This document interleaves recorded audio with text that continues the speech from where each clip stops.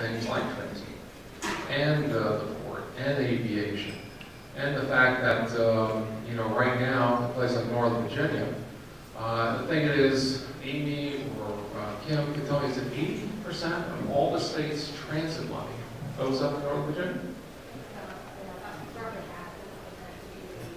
And like up there, they pay very little gas tax because, you know, it's relative to other parts of the state. So we're running numbers, we're going to come out with that, we're going to come out with a whole bunch of sheets going through. These are things that people never thought about before. And you know, the initial reaction is boom, boom, boom, this is bad, this is bad, this is bad. I just had somebody hit me about diesel. You know, one of the things the governor, we're proposing to keep the tax, the diesel tax, not increase it, just keep the diesel tax on diesel gasoline. The initial reaction I got was, you know, this is unfair to people who drive passenger vehicles with diesel, that are fueled by diesel. Okay, who wants to take a guess, percentage-wise, the vehicle fleet are passenger vehicles powered by diesel engines? 2%. How much? 10%. Anybody else got 10? 2. 1. Less than 1. I got one. You got one? 23%. 23%. So I'm getting it because I have a solution that deals with 99.7% of the car. Okay? I mean, what are we supposed to do? Listen, this is going to take some time. We got people that really get their arms around it. The biggest thing is the sales tax consistently is growing. It dipped during the recession, but it's come right back. And you know, I'm sorry, but if you're paying that sales tax, you're paying it on a product. If that product didn't just, you know, somehow fall out of the sky, and if it did, it came from Randy's people, and aviation gets a piece of that. That product got there on the transportation system. We're all paying it. We all recognize that, you know, a lot of these things. Listen, I got to tell you something. This is an aside. Again, this is where the geek when it comes out. It is amazing this state still lives with the ghost of the bird machine. I mean, why do our VDOT districts look the way they do? It's the congressional districts from the 1930s. Okay? I can go through and name why is the structure where the state ends up, but the only change they made to those congressional districts was Great Northern Virginia, which up to 1970 something was actually, the Northern Virginia district was actually one out of Colton. Okay.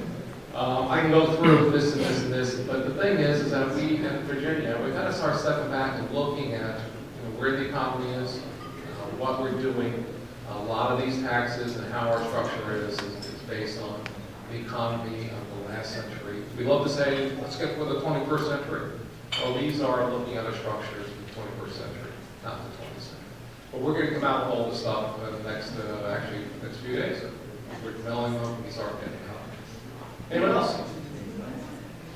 Who wants more work? No? Listen, no, I'm just kidding. Yes? Is raising the sales tax on automobiles part of the governor's plan? No, it's not. Listen. Why not? Well, 3 points, okay? And the issue is that, quite honestly, it just would not pass. Okay? So the package has, now the other big thing, obviously, is that gasoline will not be taxed at all. So what it will mean is most likely a fairly, you know, 17-cent reduction in your in the price of a gallon of gas in Virginia. And so that is something else that we think about some economic benefits. Yes, ma'am. Okay, so how are you going to fence it so it doesn't get, you know, the revenue? Question is about the issue on the making sure the money stays in transportation. Listen, all transportation dollars, unlike other states where its money is allocated by their legislatures from general revenues, we have a special fund called the Commonwealth Transportation Fund. All our existing fund money, revenue streams, go into that. The General Assembly has not rated it since the 90s.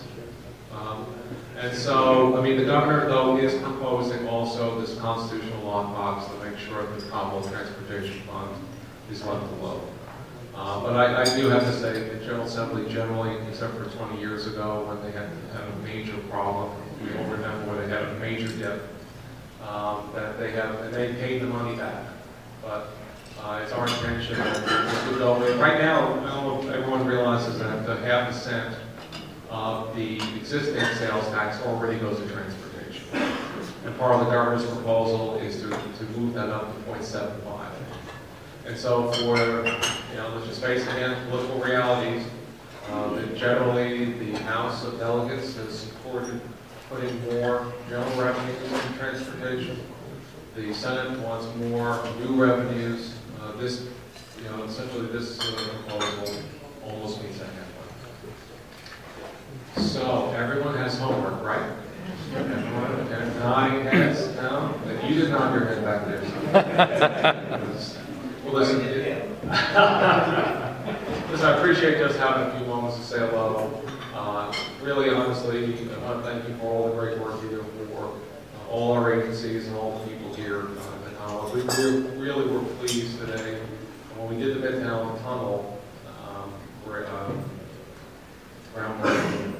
We had Victor Mendez, the Federal Highway Administrator, there, and he really did commend VDOT and all of the state agencies and all of you. It's one of the few states, I think, that they really see this cooperation, this desire to move projects forward, and to make sure that we get it done, and get it done very quickly, and efficiently, and safely.